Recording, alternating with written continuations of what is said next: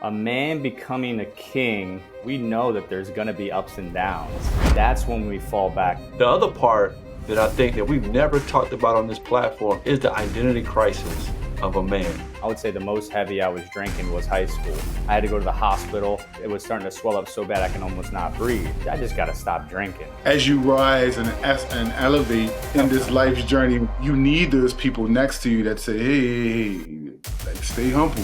It was that test of like, are you just going to not trust everybody for the rest of your life? Or are you going to come to me?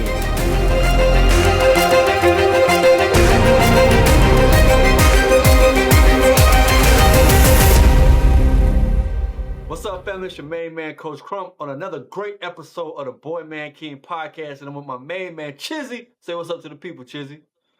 What's going on, man? What's going on? I'm super excited. We got Coach Drew in the building. Elevate. We're gonna get into this great conversation with a great man. Just learn about what is going on, man. So I'm super excited, man. How you feeling, Crump? Man, I'm blessed, man. I want to introduce to our audience none other than not only the speaker, not only the coach, not only the man of God, not only the leader, not only the entrepreneur, but just a powerful man in the work that he's doing in the culture, in the entrepreneurship space. Man, welcome to the platform. Coach Drew, say what's up to the people, fam. Appreciate you guys. Yo, what's up, guys? My name's Coach Drew. I'm over here in Fort Lauderdale, Florida, and I'm just blessed to be on. I appreciate you, Coach Crump, linking me up here, and just looking to be a blessing to the people on the podcast, whoever's listening. For sure, man. Thanks for coming on, man. Thank you for coming on. So what is your definition of a man becoming a king? What is your definition, Coach Drew? Yeah, it's a great question. A man becoming a king I would say that's a very loaded question, because a lot of times, at least in my experience for myself, there was multiple times throughout my journey from being a boy to becoming a man that I thought that transition from boy to man was actually boy to king. But I didn't realize until I became a king that I was like, oh, I was just a man. Or I was even probably still like a little boy a little bit. Right? Yeah.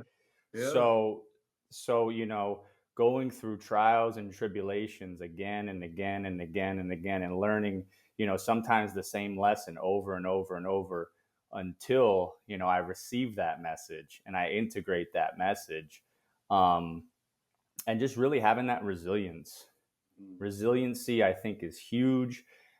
Going from manhood to kingdom, really, it's being able to endure, because we know that there's going to be ups and downs, and when we get stuck in those downs and we kind of falter or we give in, that's when we fall back into, and we don't realize that God within us.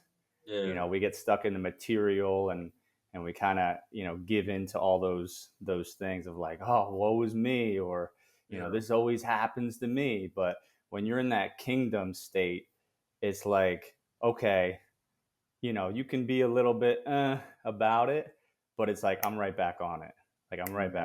So I think you're speaking to me today. You're speaking to me specifically today, brother. So I want to thank you for that part, because that resonated with me specifically today, in this journey that I'm on. Because, as we talk about boy, man, king, sorry, Carm, I didn't mean to cut you off real quick, but I just want to interject real quick, because I don't want to give the impression that kingship is something that you arrive to, because there are so many facets of kingship. There are so many facets and developmental stages that a man has to go through, whether it's financial, whether it's spiritual, whether it's physical, whether it's emotional, psychological. So, as we transition to these different phases from boy to man to king, sometimes you arrive at these different places at different times, and sometimes you're still aspiring to get there. So for you to drop the nugget to me just now, and you wasn't talking to me directly, obviously, that to give about, you talked about grace. And that's what I heard when you said you're talking about grace, allowing yourself to recognize that even on your spiritual journey, there are times where you will fall short, but you're covered by grace, and our Father and our Savior doesn't abandon us. We may abandon ourselves. Mhm. We may beat ourselves up, but we still can live and function in that grace because we know that we have something to draw back from. We could just go and and I'm gonna use this analogy, we could do a couple more reps and do a couple more push-ups, a couple more pull-ups, and know that we're still gonna gain that strength. So I just wanna interject in that a little bit. I'll let you continue, man. So thank Nah, you for that. I think Drew hit it. I think Drew cracked something that we should stay on. And I'm pricked in my conscience to kind of talk about rites of passage. My Yeah. son just did his rites of passage 2 weeks ago. And the foundational scripture for him was we asked you the man to the king part, right? Which our mantra is the journey continues. It's like a constant growth as a man. People don't realize they think, oh, at this age and at this age, it's like, nah, man, you just go through stages of this journey. But boy to man is a little different in the sense of you go through a physical change, right? You go through a mental change, you go through Yeah. emotional development, and then you got to get to this point where from boy to man, it's just you making a conscious choice to put away childish things. We reference the scripture of 1 Corinthians chapter 13, where it's like what really separates a little child and at least a man as far as taking on the responsibility of your actions is that I'm just making a conscious effort. I got the same feelings as a child. I got the same desires, even sometimes. I got all of these things like every little reactionary person, but I'm saying I'm conscious to make a response, even though I'm dealing with this feeling. At least in the man in this moment, that's what I'm going to say that I'm committed to.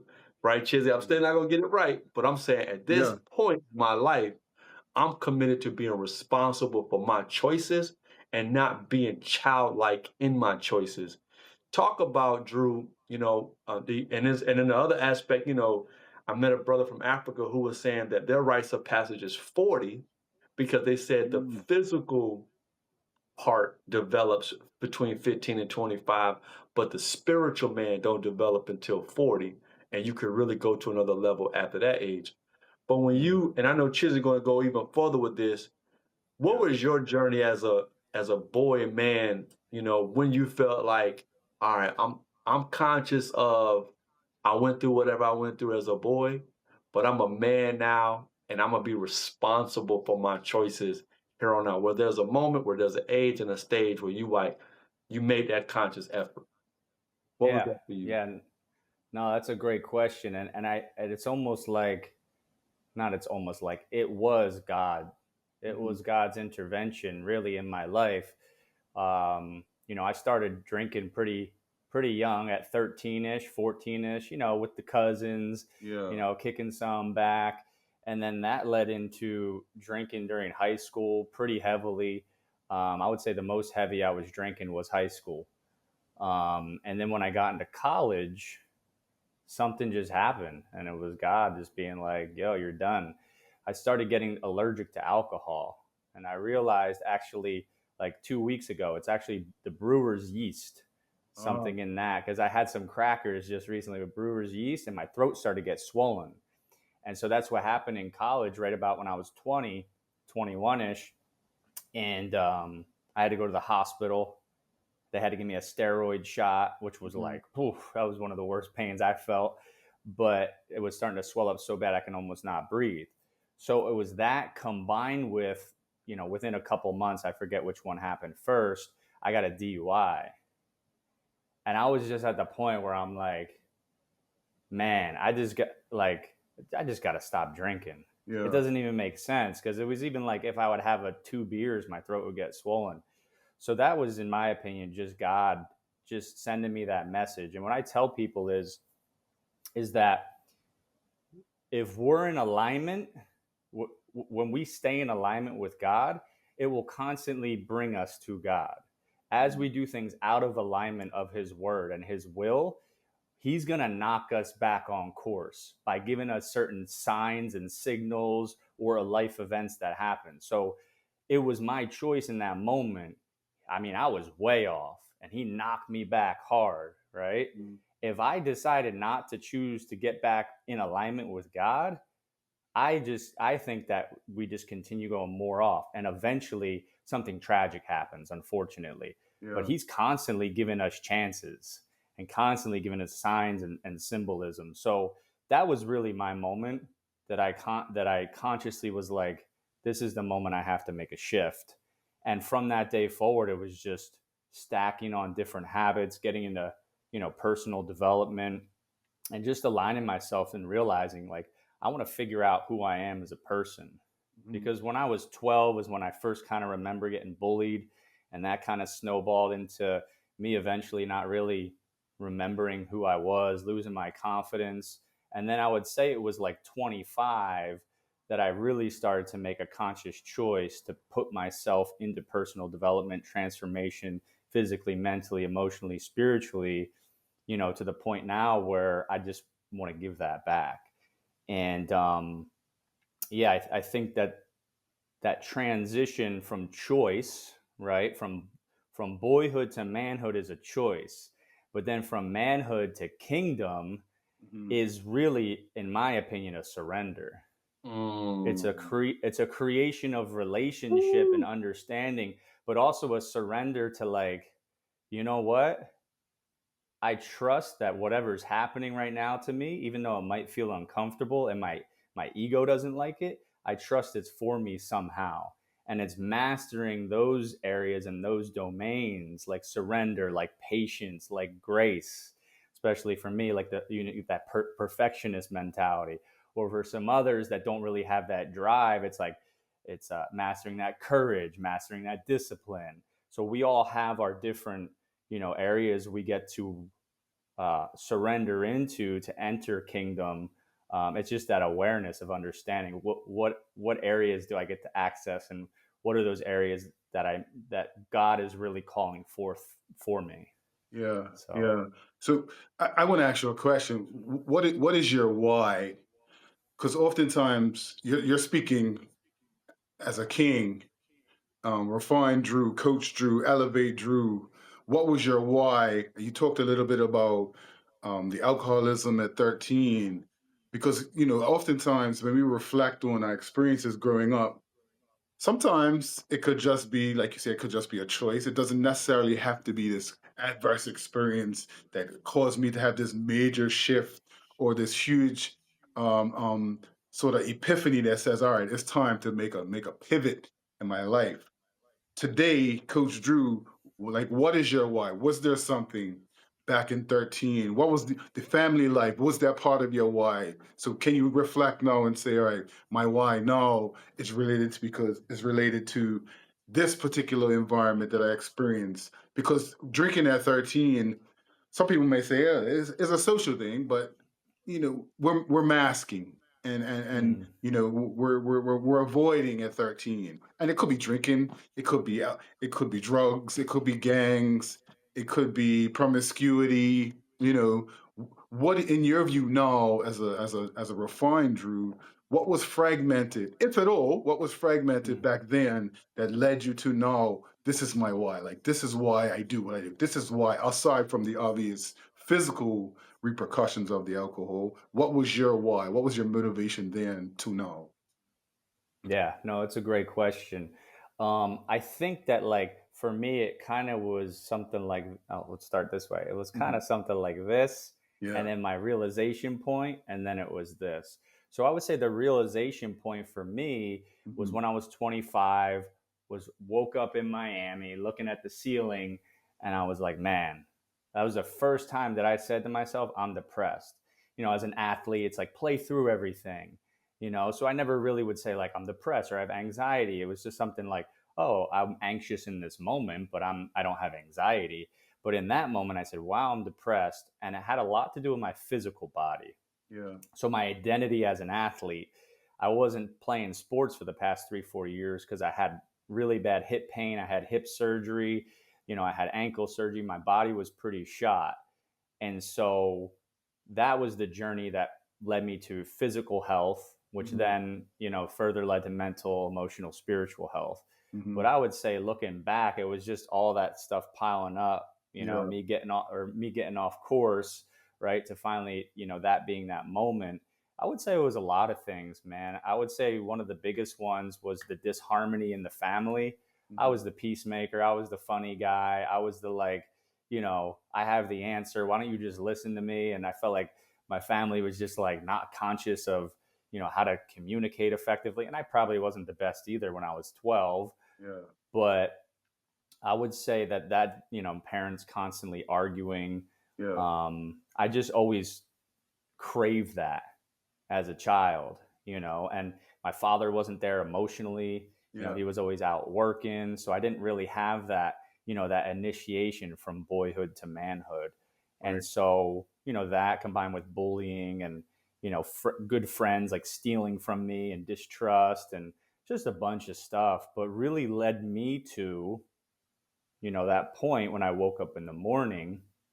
And then that transformation over the past 12 years, I would say when I was 30, I just said, if I had these tools and techniques and this wisdom and this knowledge and this understanding, this connection to God, where I didn't lose that connection, then I'd be so much further ahead of the game, Yeah. And so that's when I was really like, I just want to give this back to people. I just want to help people. I definitely attribute a lot of that to my mom when I was younger. She would take us to hospitals with like these like stuffed animals and go just give them to kids in need and stuff like that. But that's my why really, man, is especially youth, but just everybody, to remember that child within them, remember the God within them, and to be able to give that to the world, that gift to the world that they have inside of them, that they probably have had locked up for, whatever reasons in their past. And so that's really my why. Okay. Yeah, I love it. I think you hit on a couple good things. That one, I love the part about you made a definition from, hey, going from a boy to a man is a choice, but going from a man to a king is surrendering. And I feel like, yo, we could get That's a into bar. that heavy. You know what I mean? And Yeah. and the other part that I think that we've never talked about on this platform is the identity crisis of a man, right? And you mentioned that, man, I'm 25, I'm depressed. I used to be an ex-athlete. ET said something years ago. This is when I was first following back in 2011, 12. He was like, what's hard is not going to work and being a man. It's being a man who had swag, who had attention, who had a scholarship, who was on top of his social world to going to being domesticated. It is a drastic shift psychologically and emotionally for a dude who has swag and attention in his teens and late teens to realize that the world just wants you to be domesticated to get to work and that type of deal. Talk about you, because you kind of mentioned the gap of 25 to 30, right? Talk about, all of it with that identity challenge of, man, I'm dealing with multiple things and there were some steps, but I came to a choice, a consciousness of, man, I'm depressed, I'm at 25. But what did you do when you're in that state to get to 30 to say, I want to give back now? What did you practically do?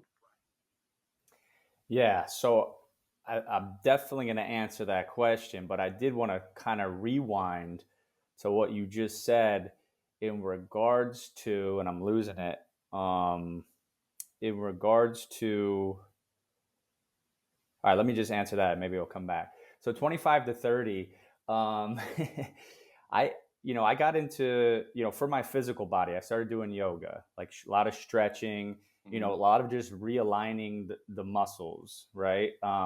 What I started to realize is the reason why things like chiropractic, like you got to keep going back. It's because you're trying to like just adjust the the bones and the joints, but the muscles are still pulling everything back as they're so conditioned in a way, right? So that's why things like stretching, and I don't want to say like yoga because some people are against that, but like really just yoga is just stretching to an extent. So like just focusing on where are the imbalances in my body, right? And what do I need to do to correct those imbalances? So I would wake up in the morning, I would meditate on God for like 40 minutes. And then I'll go into about a 2 hour practice of just like foam rolling my body, like getting the fascia all like stretched out.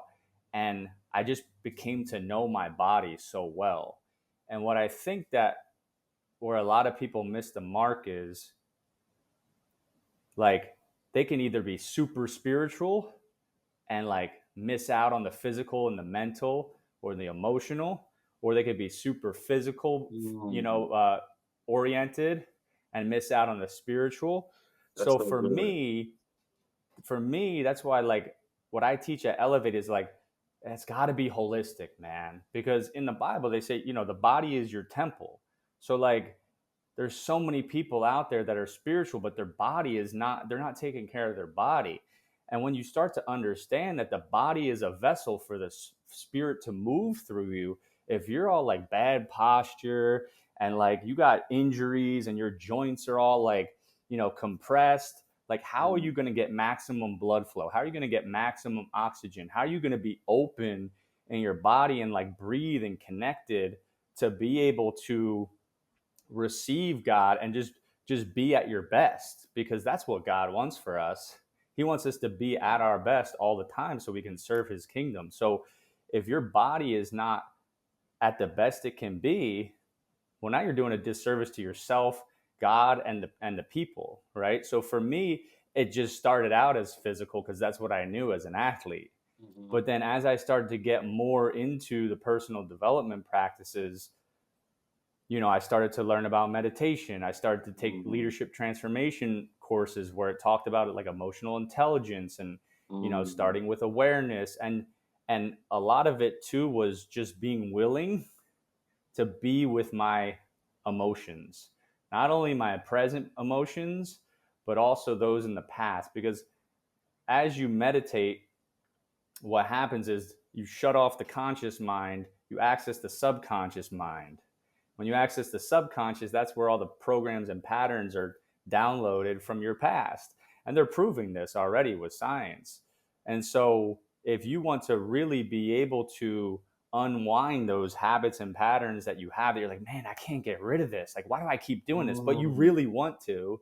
You really want to, right? Like I got some patterns still that like my mom used to do this. It's so annoying, right? And like I want to break through that. But through meditation, instead of trying to figure out how to get through that bad habit with your mind, you actually just want to shut the mind off.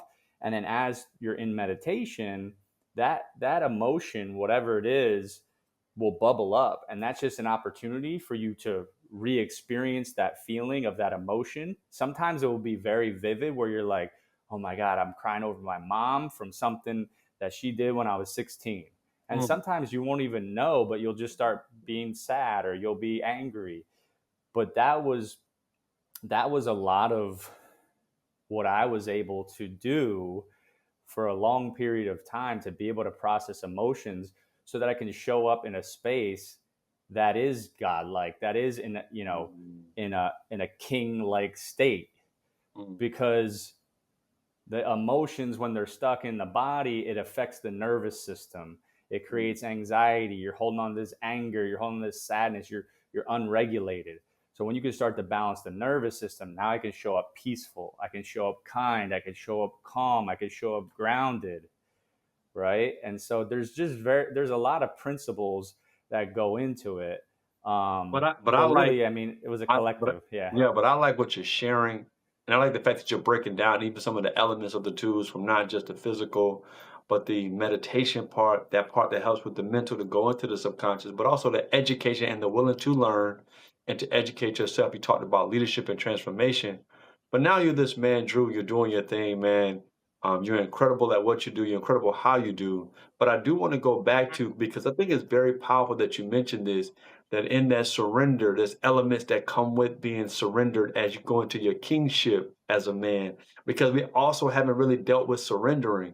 So talk about, we in one episode we talked about grace, but I want to talk about humility and forgiveness and all of these other elements that it's weird. as you get more mature as a man, you realize in order to walk into that, you gotta be you gotta be forgiving, you got to be considerate, you gotta be humble, or you will be humble.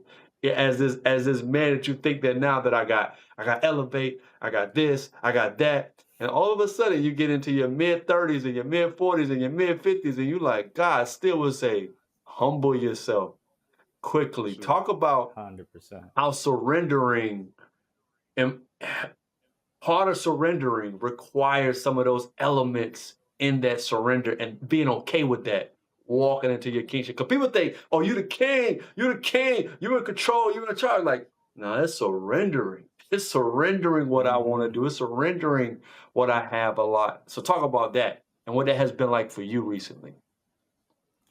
Yeah, I mean, the first thing that comes to mind is understanding, right? That you basically what you just said is like being a king doesn't mean something material. Doesn't mean like, oh, I got this swag, I got the car, I got the money, whatever it is. That's the ego.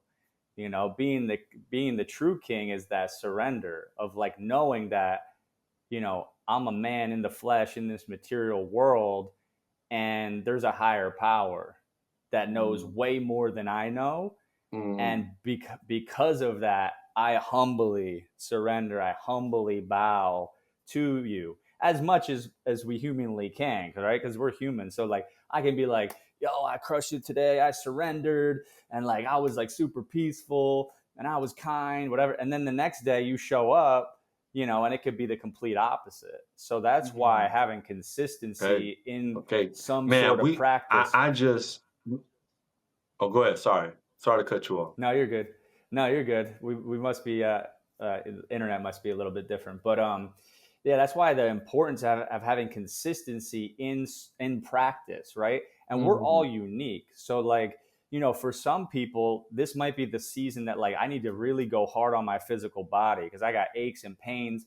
And for me to be able to even like to be conscious and aware and to meditate on God, I got so much pain in my body that's drawing all my attention. So I need to actually work on my physical body so I can get more aligned with God so that that pain's not drawing me away from God. So it's important in that sense. But go ahead. You were going to say something because I lost my train of thought a little bit too. No, man. I think I was going back to like, this is so good for us to just even have the conversation of practical steps of what surrender, because you know, I had some epiphanies recently, and even in my own coaching framework and my philosophy and my approach and my mentoring other men. And I realized something fundamentally on the journey, because we talked about this a lot. Chisy can speak to this as well. And I'd like to hear from your perspective as well, Chisy. Well, one thing that I've now fundamentally added to my approach, to my principle, you cannot do this without help.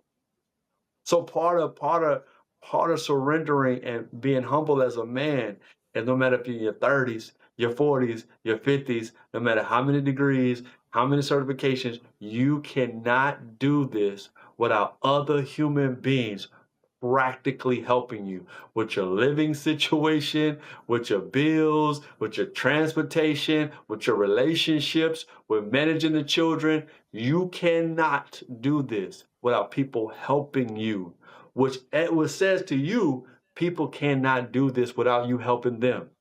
And so your posture got to be very different when it comes to when that's required of you. And you be like, well, I'm at a certain stage in my life. You never get past the stage of being helped and helping others. Yeah. Amen. Yeah, I definitely, I'm a living embodiment, I feel, of that right now. Just in this transition where I am now, in this phase of my life, going back to school, having older kids, now deciding that it's time that I have to take some necessary selfish time. I know sometimes as men, we seem to feel like our part of our identity is predicated on our ability to give and be there for everyone else and provide, whether provide provisions is financial, even it may be emotional, it may be spiritual, maybe all of these things.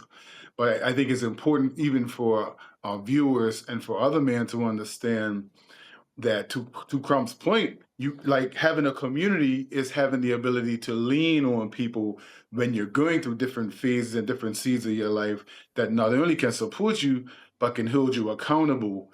Because as you rise and elevate, not to use your moniker, obviously, not as you elevate in this life's journey, everything we're aspiring to do, sometimes you need those people next to you that say, hey, like stay humble, like don't get ahead of yourself, get too big headed, and having that community, whether it's your family, whether it's friends that know you and can and will just love you and hold you accountable and be there for you organically without all of the accolades that come with who you are as a person is something that we need to have in our lives.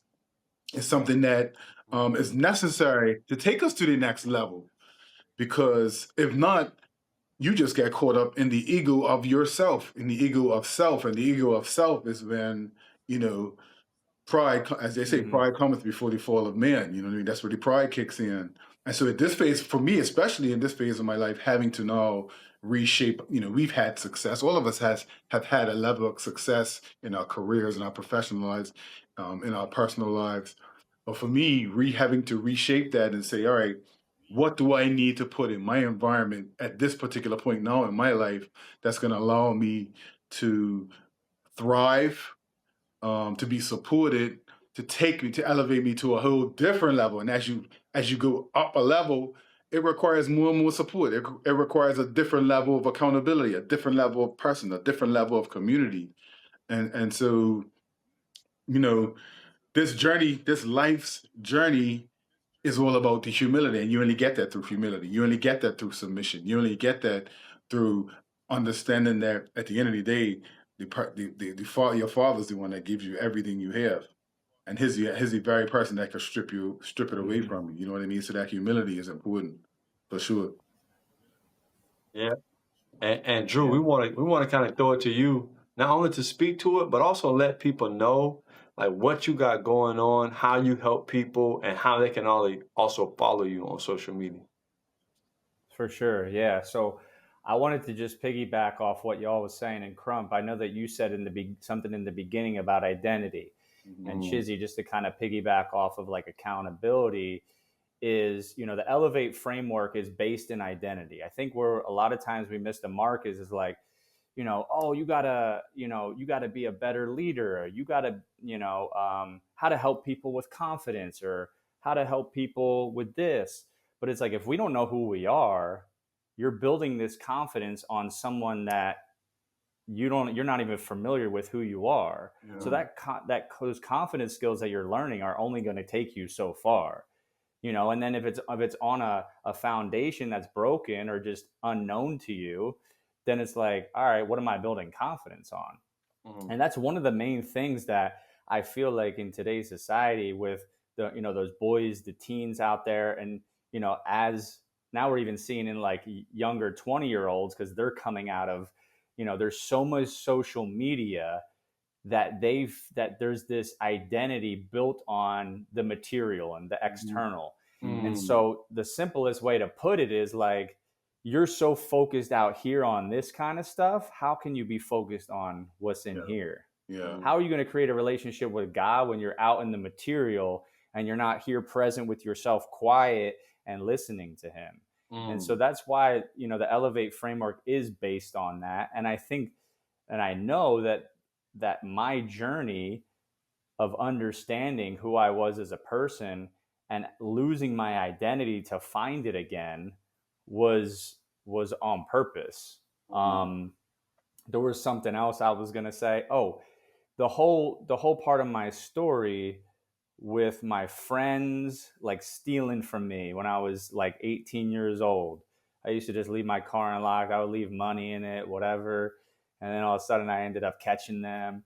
Anyway, it was a whole thing. But I went through that, in my opinion, because it was that test of like, are you just going to not trust everybody for the rest of your life? Or are you going to come to me? Are you going to surrender to me? Are you going to pray to me and ask me for discernment?